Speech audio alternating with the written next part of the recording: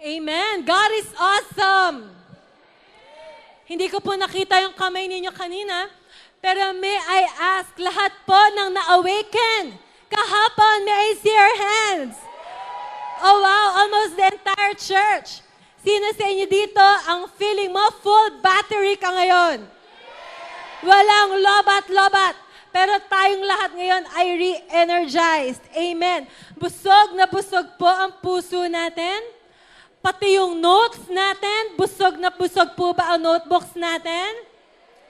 We are never the same again after yesterday. Ako po, si Di Makulangan, eldest daughter of Pastor Jerry, at disciple po ni Pastor Lynn. It's another privilege to be standing here in front of you. Thank you, pastors, for this privilege. Okay, hindi na po ako magpapaligoy-ligoy pa. Diretsong hamon na tayo.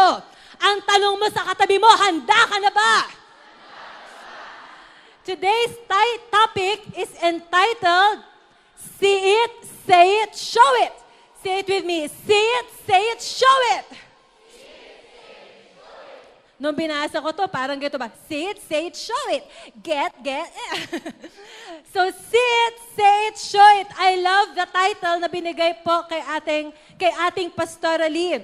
Nakakagising at nakakapawis dito. And of course, this is about our vision of winning the multitudes. Alam niyo po mga kapatid, hindi tayo magsasawa. Every day, every minute, every second, we will talk about this vision. Sinong nagsasawa sa vision? Sinong favorite word mo? Vision.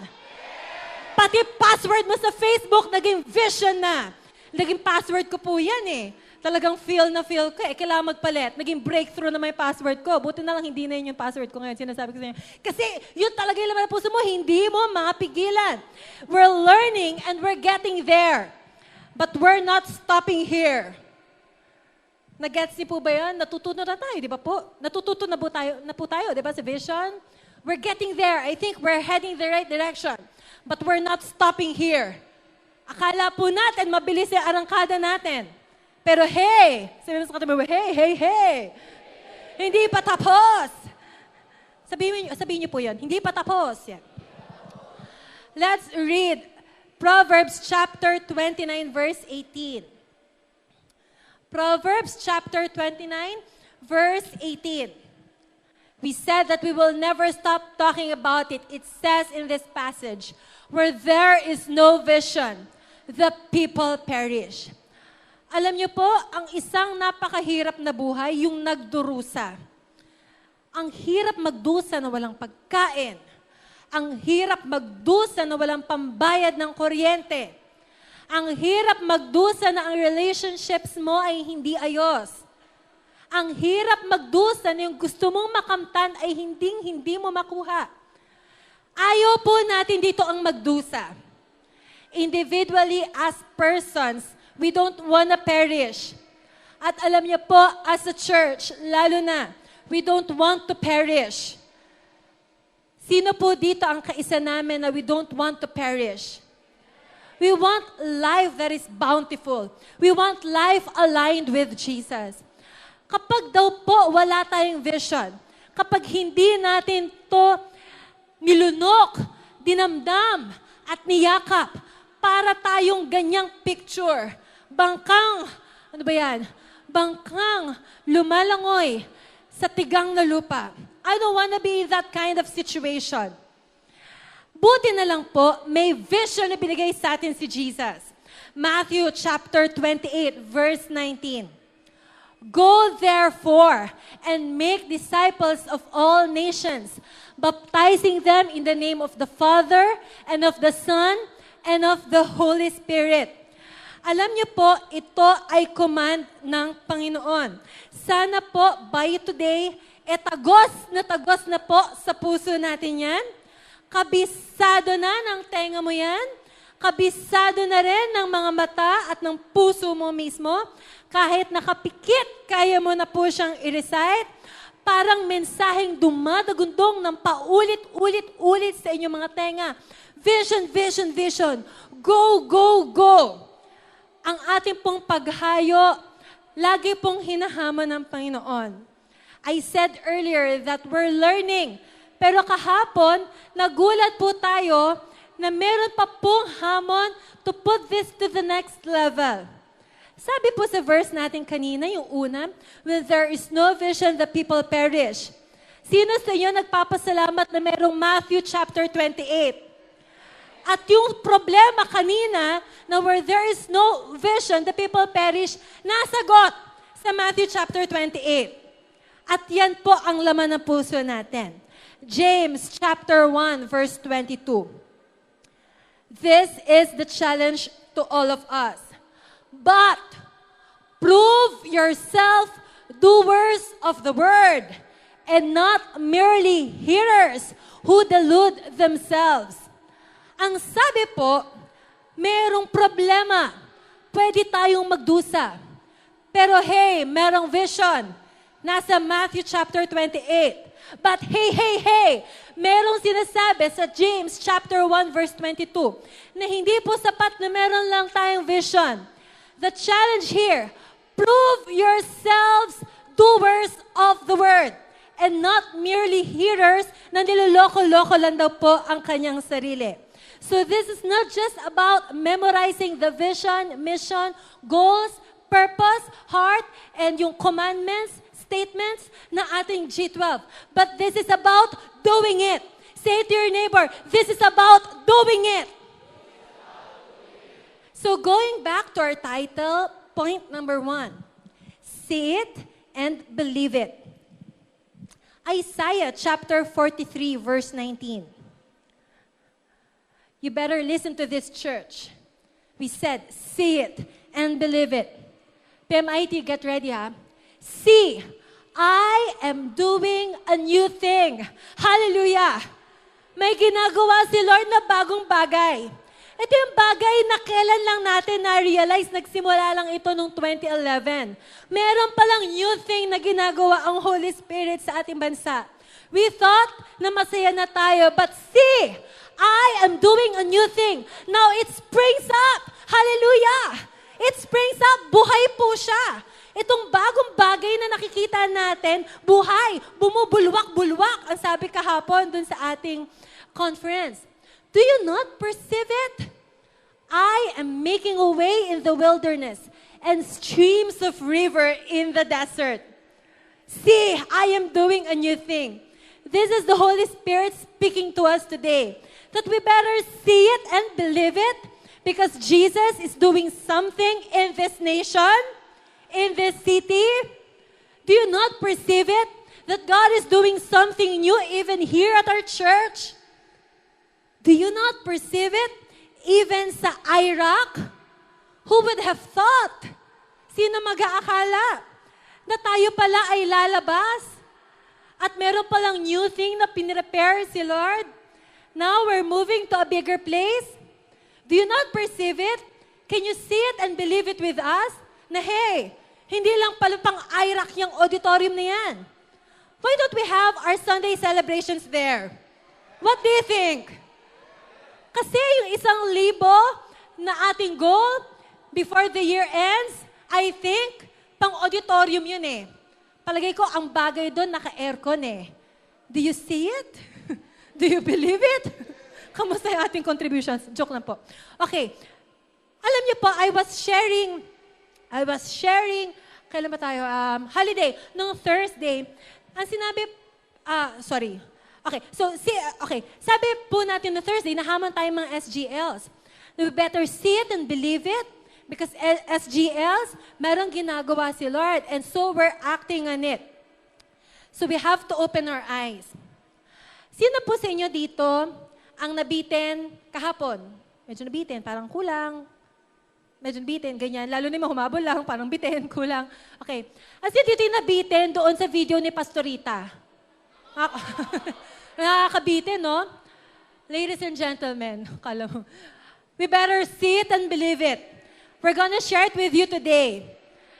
At privileged kayo, ang kuneta hindi nakita. Ang ACC makikita today. We better see it and believe it. Let's watch this.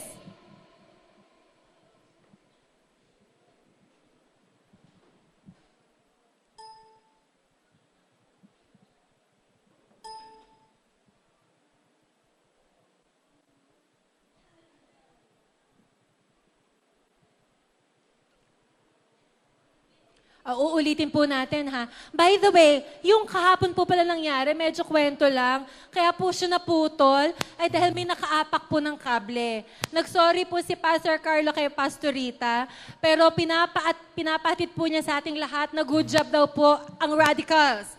Kung may katabi kang radicals, sabihin mo sa katabi mo, good job ka daw. Sabi ni Kuya Carlo yon. Alright? Let's see it and believe it.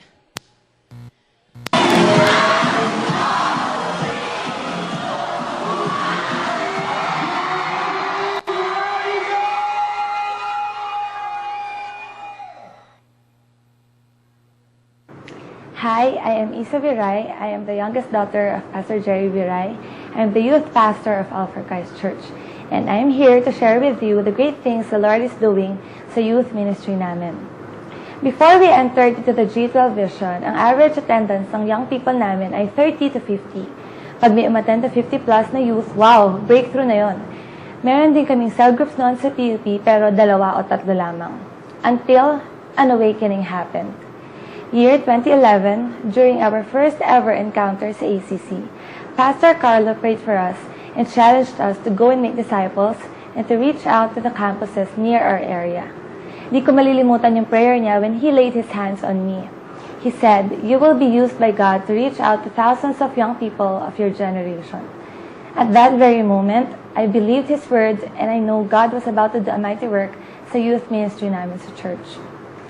After our encounter, our leaders were caught by the vision. 2 years later, with our pastor's leadership and the Primary 12's commitment, teamwork, and sold-out spirits, from 3 cells, we now have 110 cell groups sa over 5 campuses in Taguig City, including PUP and Taguig City University. Napakalaking tulong ng mga G12 mentoring at conferences na inatinan namin. Nahubog kami and we applied everything we have learned. Naging united ang Primary 12, na-mobilize ang 144. Yung mga kabataan sa church naging matapang mag-share about Jesus. They became selfless, they disciple even their own classmates. Grabe, yung fire ng mga kabataan nagliliyab. Naging culture na sa church na napaka-importante ng cell groups. We started prioritizing people over programs.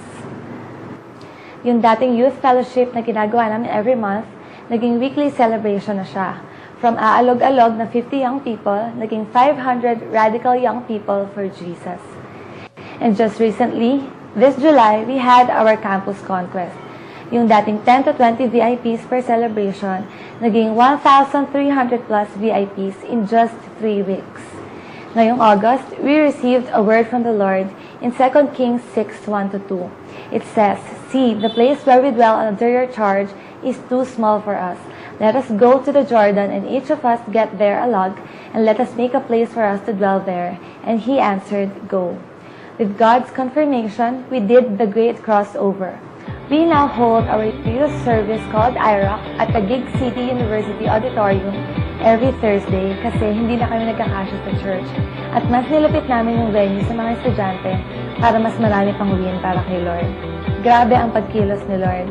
Klase-klase, grupo-grupo ang dinadala niya sa IROC every week, and they are not just attenders. They are being discipled and they are part of our cell groups. Soon, magkakaroon na rin ng IROC Cavite, Maragondon, and IROC Pasig. The vision really awakened our hearts and changed our lives. The multitudes are coming. Thousands have come, but we believe that this is just the beginning. We can sense God's great move over Taguig City. Yet not us, hindi ang pangalan ng church namin, kundi babalik at babalik pa rin sa ginagawa ni Jesus para sa ating lahat. We are just partners of Him who loves us dearly. None should perish, yan ang pangarap niya. Kaya naman, kagaya nyo, we will run this vision ng may puso at husay. We are one with you in transforming this nation. All for the glory of the name of Jesus. We are all for Christ, and this is our awakening. We better see it and believe it because it's happening as well here at All for Christ. Hindi lang yan sa Destiny Manila. Pero pati dito, hindi naman tayo magmamana po sa kapitbahay. It's happening here. By the way, that video was made by Toto and Sa. Good job, To, and good job, Sa. Pangkuneta, naputol lang. Next time. Alam niyo po, if we are to sit and believe it, one day, makikita natin, and you better believe this ha, suportahan niyo po ako, babangon ang Pilipinas. Kailangan po nating makita to in our generation today. At kailangan nating paniwalaan to. It just takes one soul at a time.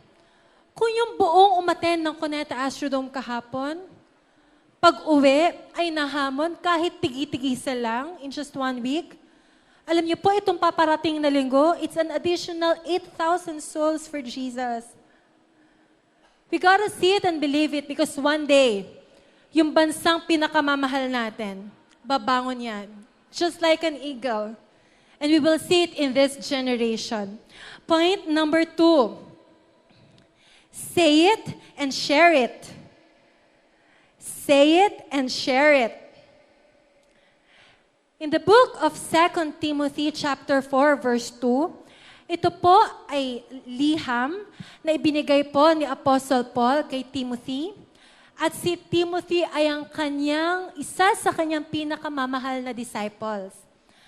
Alam niyo po, dapat damhin natin na ito ang mensahe ng isang discipler sa pinakamamahal niyang disciple. It says here, preach the word. Be prepared in season and out of season. Correct, rebuke, and encourage. We have to say it and share it. Ang sabi po dito sa talatang ito, we have to preach the word when? In season na papanahon, feel mo man, nasa mood ka, may pera ka, wala kang pinagdadaanan sa buhay, masaya ang lahat sa paligid mo, when you are at your good moments, you preach it. Be prepared in season and out of season. Pag wala kang pera, pagkapos sa pambayad, kapag merong hindi ayos na relationship, kapag may pinagdadaanan sa buhay, it's the same challenge. Preach it. Napakaliwanag po ng mensahe ni Apostle Paul. We have to preach the word. We have to say it. Last Thursday, meron po akong nabanggit doon sa SGL meeting natin. Ang sabi ko po doon, alam niyo mga kapatid, isang verse lang sa Bible, kahit John 3:16 lang, malayo na mararating yan. Langit na po ang punta niyan. We just have to say it and share it. Sino sa inyo dito kahit isang Bible verse may kabisado? John 3:16, kabisado mo yan. Alam niyo po, langit na ang punta niyan. Kahit do not let this go. Kahit nag-iisa yan, huwag niyo pong ipagdamot yan. And you have to be prepared in season and out of season. Dapat po tayong mag-preach ng word ni Lord. I was really challenged yesterday. Marami pa pong bagay na hindi natin nagagawa. Hindi ko pa po nagagawa. I've never done preaching sa bus. We gotta preach it in season and out of season. Hindi ko pa po nagagawa ang, yung sa kanto, maglagay ng microphone, may speaker. Tapos may nagigitara si Han sa gilid. Nagpipreach. Tapos si Kambal nangungulit. Hindi, joke lang po yun. Hindi pa ako nakakagawa ng mga radikal na bagay.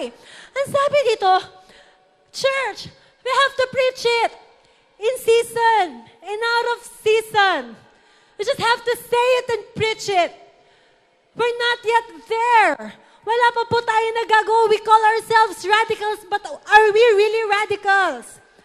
Makapal na ba talaga ng todo-todo yung mukha natin that we can do whatever and wherever para kay Jesus? Alam niyo po, merong isang shinare si Pastor Archie. Pastor Archie po ay pastor ng True Vine sa may FTI po ba yon? FTI. Nandun pa po ba sila? Signal. At meron pong isang vision casting na nandun ng pastors ng Taguig. Meron siyang isang sinabing sentence at hindi ko ito makakalimutan. Sabi ni Pastor Archie, alam niyo, mali sa atin, yung prayer natin. ang palagi nating sinasabi, Lord, mangusap po kayo sa kanila. Kausapin niyo po sila at magpakahayag po kayo sa kanila. Mangusap, magpakahayag, ganyan. Ang sabi ni Pastor Archie, ikaw kaya ang kumausap. Inutos na nga sa atin, inutos mo pabalik kay Lord. Ang sabi sa Matthew 28, O anak, go therefore make disciples. Ikaw si anak, nag-pray ka, Lord, binalik mo, mangusap ka po sa kanila, magpakayag ka po. Alam nyo, kapag nagpe-pray tayong gano'n, na-imagine ko si Jesus, gusto niya ilabas yung kamay niya sa langit, babatukan ko, uy, ikaw inuutusan ko, huwag mong ibalik sa akin, uy, ikaw ang mangusap. We have to say it. We have to preach it. Kapag lalaki ang katabi mo, sabi mo, preach it, brother. Pag babae ang katabi mo, sabi mo, preach it, sister. We have to be prepared in season and out of season. We have to do this. Point number 3. Show it and prove it. Show it and prove it. Pastor Rich said yesterday, we are part of the great army. At kapag bahagi po tayo ng sandatahan ni Jesus, napaka-importante po ang ating sir. Yes, sir. Because there has to be action behind sir, yes, sir. We have to show it and we have to prove it. At dapat may ebidensya. Single ladies, taas ang kamay. Single ladies. Single ladies. Single ladies na wala pang boyfriend, taas ang kamay. Taas nyo, taas nyo. Kapag may lalaking lumapit sa inyo at sabihin sa inyo, Mercy, focus. Pag sinabi sa inyo ng lalaki na, alam mo, mahal talaga kita. Hamunin mo, sabihin mo, patunayan mo. Mag-sell ka. Pakita mo ako ng payslip. Pakita mo ako ng network. Patunayan niya na mahal ka niyo, hindi pwedeng puro salita. Alam niyo, may pinagdadaanan ka, te. Alam niyo, mga anak, kapag ang lalaki, puro salita, mahal ka niya, puro text lang, wala namang pinapatunayan, hindi totoo yan. Dapat you have to show it and prove it. Alam nyo, pati po tayo kay Lord. Palagi natin sinasabi, Lord, I love you, I need you. Tapos ang dami mong kinakanta talaga. Worship natin. Worship. Yeah. Kuneta, talagang, grabe, ang dami natin talon, no? Worship, ganyan. Fire. Sige, let's do it. Ganyan, sige, I'm awakened. Alam nyo, para din tayong maliligaw na puro salita kapag hindi natin ito papatunayan. Alam nyo po, pagkatapos ng conference kahapon, grabing hamon, church, everybody, we have to prove it. We have to show it. Na yung ating 600 plus delegates ay merong ibubunga pagkatapos nating tumalon-talon, sumigaw-sigaw sa kuneta. This is the time. May assignment tayo, mas malaking assignment. We have to show it and prove it. Yung binasa po natin kanina, James chapter 1 verse 22. But prove yourselves doers of the word, not merely hearers, not merely shouters who delude themselves. But we have to show it and prove it that we are doers of His word. Meron po akong isang talagang ramdam na binanggit po ni Pastor Rich kahapon. Sinabi po niya, winning and discipleship are not easy. Pero sinabi ni Pastor Rich, but I'd rather have this life. Mahirap, pero ito gusto ko. Hirap ang gusto ko. Jesus said kasi, in His words, take up your cross daily and follow me. Kaya yun po ang gagawin natin. Sa totoo lang po, yung pag-win at pag-disciples, at ngayon, sinasabi natin, papatunayan natin, ang ibig sabihin nun, sa likod ng camera, mas malaking gastos, mas madaming load, mas maraming papakainin, mas maraming ipa-follow up, Mas maraming tututukan na buhay. Mas maraming problema ang ilalapit sa atin. Solusyon, ibibigay natin. Yung sarili mong problema, madami na. Dadagdagan pa ng problema ng ibang tao. Sino dito ang handang mag-show it and prove it? Warning po. Winning and discipleship are not easy. But we'd rather have this kind of life. Mahirapan na kung mahirapan. Ay. But we have to show it and prove it. Kasi ito po yung sinabi ni Jesus. What are we doing here sitting down? Sabi ng isang video na napanood ko, matagal na. What are we doing here sitting down? The church is supposed to be going out. Bawal lang paupo-upo at pakuya-kuya-koy kasi magtatrabaho po tayo.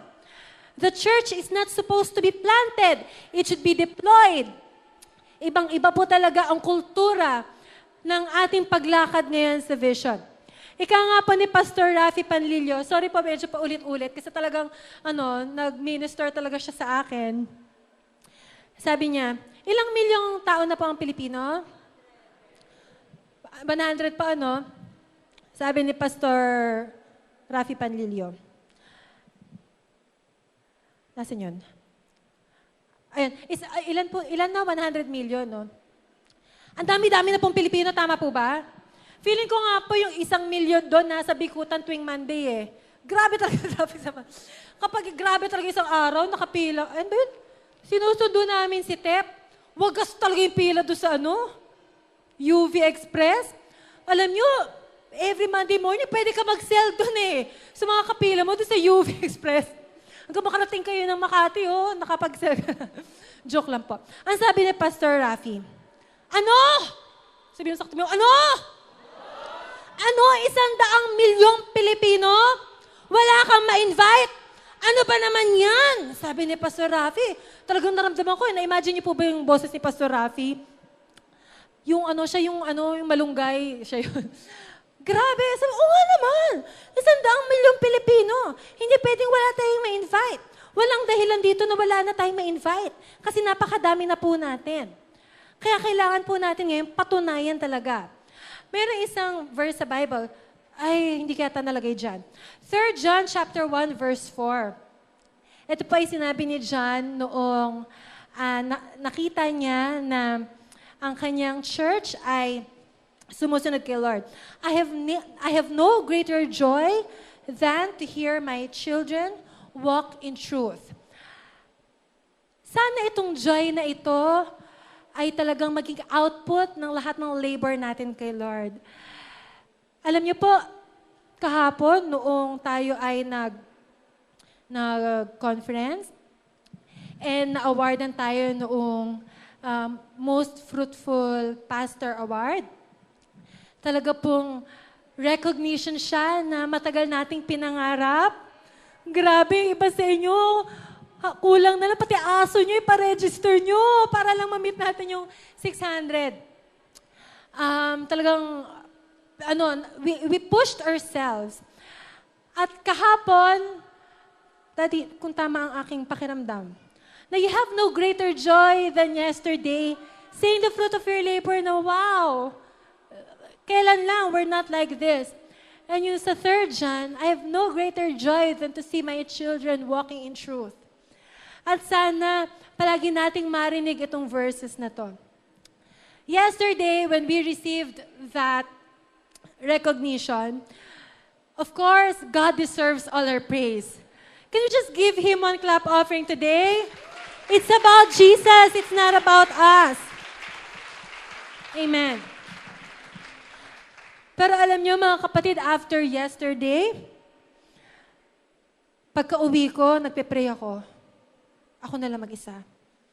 Sabi ko po, we can do better than that. Kasi parang lahat ng hamon ngayon, kung ano yung nagawa mo, it's not yet enough. Kaya when I was pondering on His words last night, we can do better than that. Naniniwala kang kaya pa natin? Push pa? Yes, we did a good job. But hey, we can do a better job.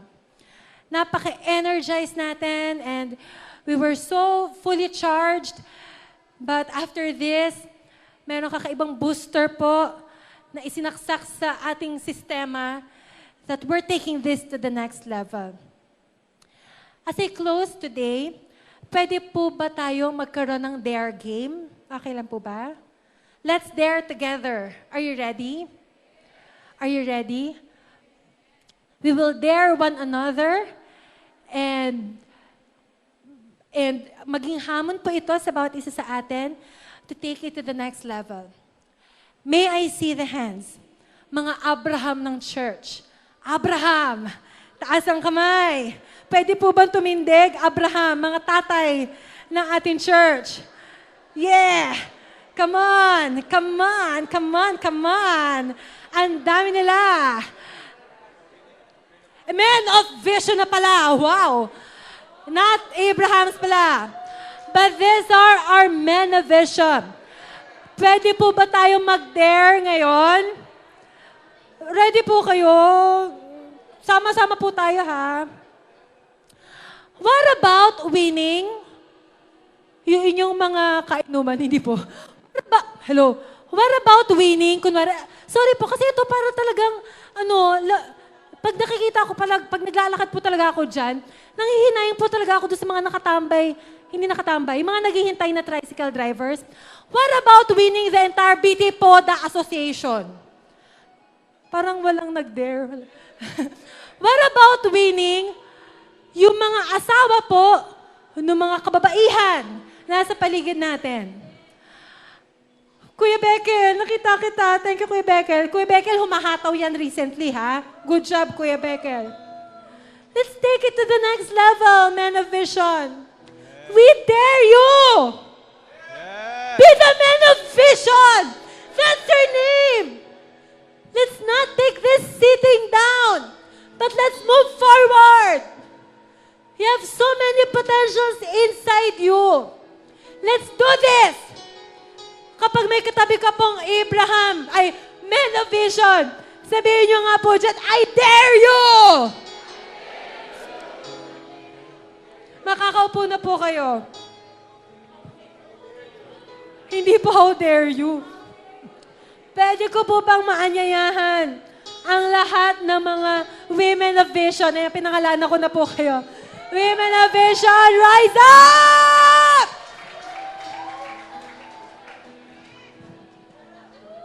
Yeah!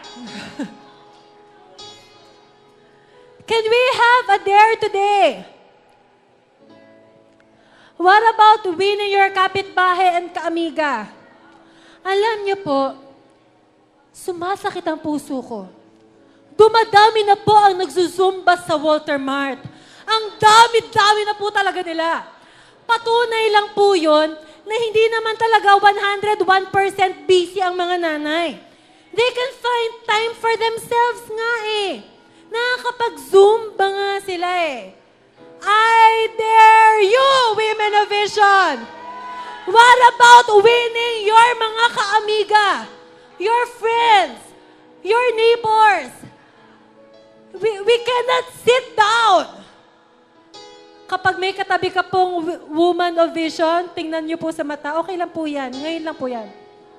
Sabihin niyo po dyan, I dare you! Woo! Makakaupo na po kayo. Mami Medi, I dare you, Mami Medi! ACC Casey na nasa taas. We dare them. Si Ate Duff, hindi ko pa makakalimutan yung sinabi niya. Dati, cellphone niya, puro mga bata. Ang sabi ni Ate Duff, lalaki din yung mga yan. Magiging 12 ko rin yung mga yan. Yung mga bata po, hindi talagang good job sila Ate Joshelle Jan. We dare them that they too can put it to the next level. Pwede ko po ba makita ang mga FNs tumayo? FNs, tayo, mabilis. Ito yung mayayaman eh. Ito yung mga mayayaman sa church eh. What about a major breakthrough in our corporate world?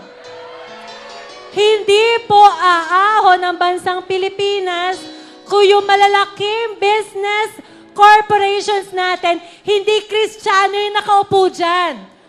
Aasenso lang po ang isang kumpanya kung anak ng Lord din nasa pinakamataas na posisyon dyan.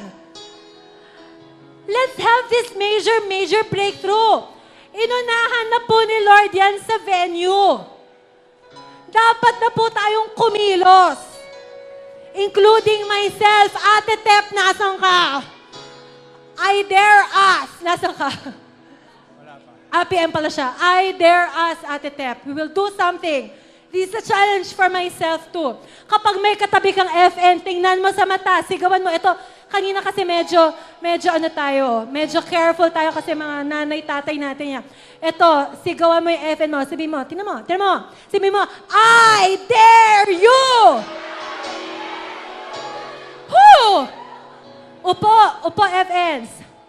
Now, may I see the radical stand up for Jesus?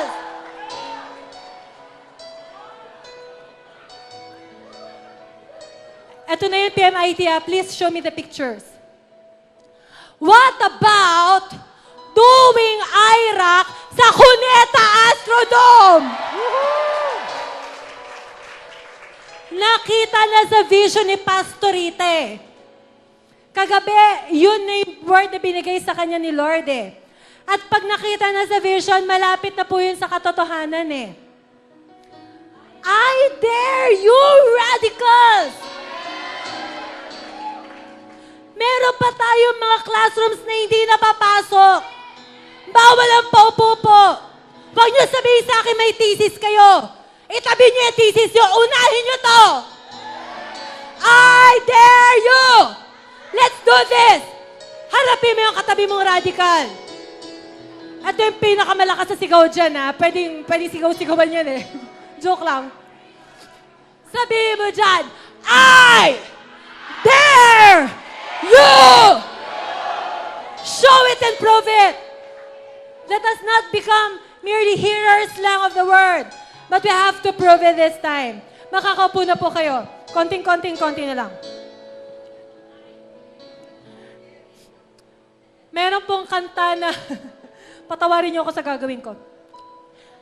Kuya Inyam, nandiyan ka na? Ay, Inyam. Kasi po talaga, kahapon, hindi ko po talaga kilala si Quest. Sorry naman po talaga. Medyo hindi ako makarelate sa kanya. At habang kumakanta siya, iba ang kinakanta ko. At magkakahalataan po tayo na edad dito. Ang kilala ko lang pong rapper. Rapper na po sa akin si Gary V. Yun na yung todo sa akin na rap. Hindi ko pa kaya yung mga, yung gano'n. Hindi ko po kasi siya kilala. Kuya Inya, bigyan mo ako na. Bigay mo na sa akin yun. Go. Ay. Kuya, mabilis dapat. Yung hataw na. Yun, mabilis. Kuya, mas mabilis. Hataw na. Yan. Alam niyo po, ito lang yung alam kong kanta eh. Kaya dapat po hahamunin natin yung sarili natin dito. Sabayan niyo po ako ah. Ready na po ba kayo? 1, 2, 3, go. Hataw na. Huwag kang mapagod. Hataw at galaw. Oh! Hataw na ng ganyan. Ang lahat gumagalaw. Hataw na. Tuloy mo lang, kuya. Handa na ba tayo humataw? We have to show it and prove it. Ready na po ba kayo? Kikilos tayo, magtatrabaho tayo. Medyo magbabakasyon lang kami mamaya. Pero pagbalik namin, magtatrabaho din kami. Promise yan! Hataw na. Huwag kang mapagod. Hataw at galaw. Oh!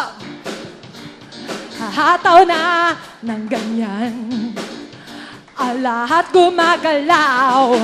Hataw na. Tumayo po tayong lahat. Magpaka-quiz tayo. Harapin mo po yung katabi mo at kantahin mo. Hataw na. Huwag kang mapagod.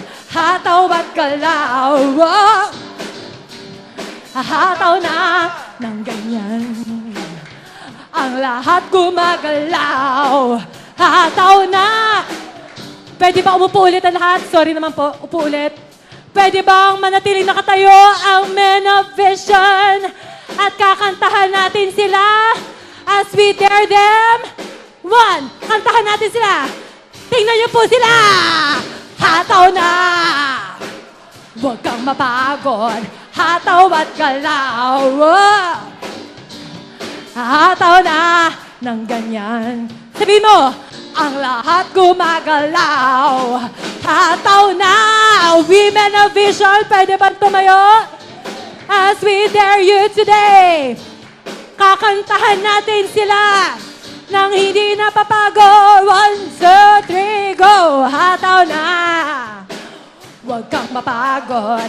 Hataw at galaw. Oh, hataw na ng ganyan. Ang lahat gumagalaw. Hataw na! FN at Radicals tumayo! Sabayan ng Indak, Malakwest, Malagari bilang pala. Are you ready? Hahataw tayo! Oh, 1, 2, 1, 2, 3, go! Hataw na! Huwag kang mapagod. Hataw at galaw. Wow! Hataw na ng ganyan. Ang lahat gumagalaw. Sigaw! Woo! Handa nang humataw. We have to show it and prove it. Amen.